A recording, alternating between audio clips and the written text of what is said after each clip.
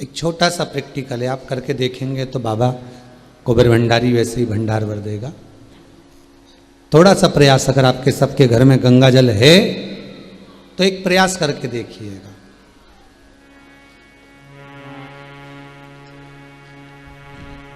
कोई कार्य के लिए आप जा रहे हैं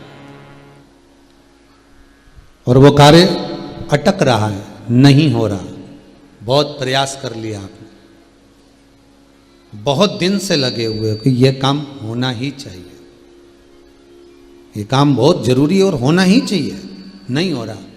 एक कटोरी में गंगा का जल निकाल लीजिए महाराज, और कटोरी में गंगा का जल निकालकर तुम्हारे घर में एक सिक्का पड़ा हो, 1 रुपया, 2 रुपया, 5 रुपया, कोई सा भी एक सिक्का पड़ा हो, जो भी सिक्का पड़ा हो, कुंदकेश्वर महादेव का नाम लेकर, जहां परिंडा होता है, पानी का मटका होता है, पितरों का स्थान होता है, हंडा भरते हो, मटका भरते हो, उसके पास में उस कटोरी को रखकर 1 का सिक्का, 2 का सिक्का, 5 का सिक्का, 10 का सिक्का, जो तुम्हारे पास सिक्का पड़ा हो, जो भी तुम्हारे पास पड़ा हो, वो सिक्के को हथेली में लेकर कुंदकेश्वर महादेव का नाम लेकर उस कटोरी में डाल दीजिए और उस जल को नैनों से लगाकर आप काम के लिए निकल जाइए। वो काम आपका सफल होकर ही रहेगा, छूट नहीं सकता।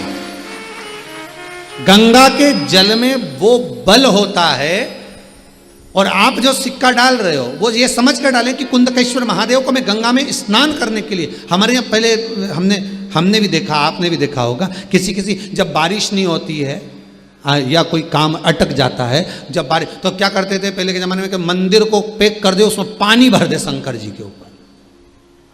आपने कई जगह देखा होगा, उसमें शिव जी को डुबा, तो किसके लिए डुबाते थे? कुंदकेश्वर महादेव के लिए।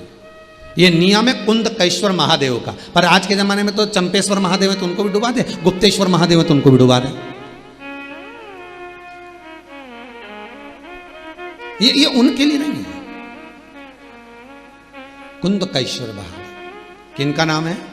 जम के बोलिए, कुंदकेश्वर महादेव। ये कुंदकेश्वर महादेव को उस कटोरी में, उस बाटकी में सिक्के को डाल, और फिर जब आपका काम हो जाए, आप जिससे मिलने गए हो, जिससे काम की बात करने गए और काम हो गया, तो वो जल ले जाकर सिक्के के साथ, सिक्का तो डालो मंदिर में, कहीं दान पेटी आदि में, और वो जल भगवान कुंदकेश्वर के नाम से शिव जी को समर्पित कर दो।